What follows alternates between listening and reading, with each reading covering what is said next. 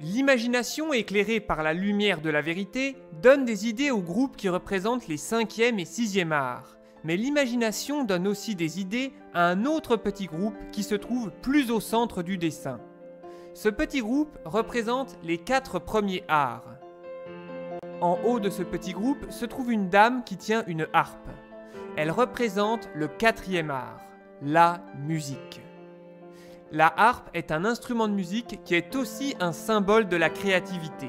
Et on peut voir aussi qu'elle se trouve juste à côté de la trompette de la renommée. La musique a sur la tête un diadème, ce qui montre qu'elle fait partie des arts les plus importants.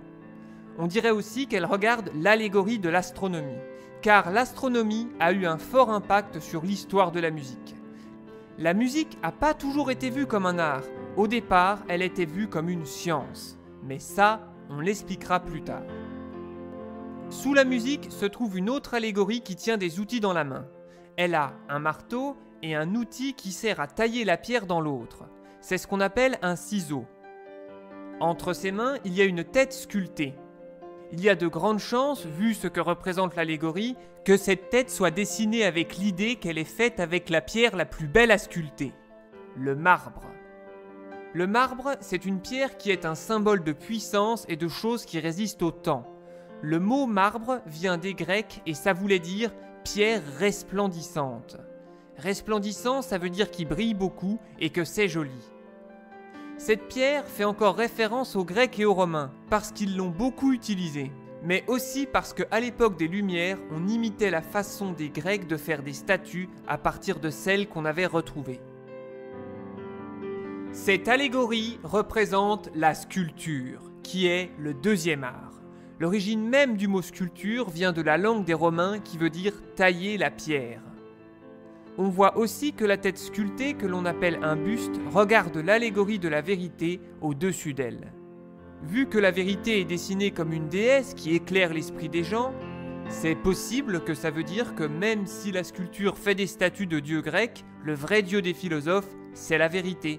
Et que c'est la vérité, avec la lumière qu'elle apporte, qui donne des nouvelles idées à la sculpture, grâce à la recherche du passé faite de façon scientifique, ce qu'on appelle l'archéologie. L'archéologie permet de comprendre les anciennes façons de faire qui ont été oubliées, mais aussi de donner des idées de sujets auxquels on n'aurait pas pensé. Tout ça, ça donne des nouvelles idées à la sculpture. On voit aussi que l'allégorie de la sculpture qui tient le buste a la poitrine à l'air. Ça pourrait peut-être montrer la recherche de la beauté parfaite dans cet art, comme le corps des dieux et des déesses grecques sculptés dans le marbre. Ça expliquerait pourquoi le dessin de la dame qui représente la sculpture n'a pas de diadème pour montrer son importance comme ses voisines. Parce que le corps parfait, comme les statues des Grecs, n'ont pas besoin d'avoir des bijoux pour les rendre encore plus belles, vu que le corps parfait n'a besoin de rien de plus.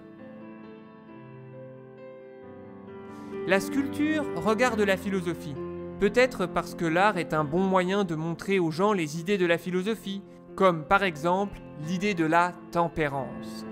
La tempérance, c'est une idée de philosophie où on décide de résister à certaines envies, que ce soit d'avoir quelque chose ou de se mettre en colère par exemple, pour pouvoir être quelqu'un de bien et de ne pas faire de mal aux autres. La sculpture représente ça avec une dame qui met de l'eau, qui représente la raison, dans son verre, pour que ce qu'il y a dans le verre, comme la colère par exemple, soit moins fort, comme dans l'expression « mettre de l'eau dans son vin ». À côté de la sculpture, il y a une autre dame. Elle a dans les mains des outils pour faire de la peinture, avec un pinceau, mais aussi une palette. Elle représente le 3e art, ce qu'on appelle les arts visuels, avec la peinture, mais aussi le dessin et tout ce qui est en rapport.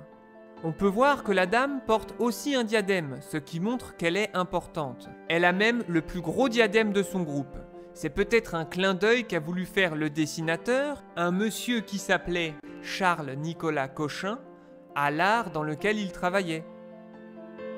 Comme sa voisine la sculpture, la peinture regarde aussi la philosophie.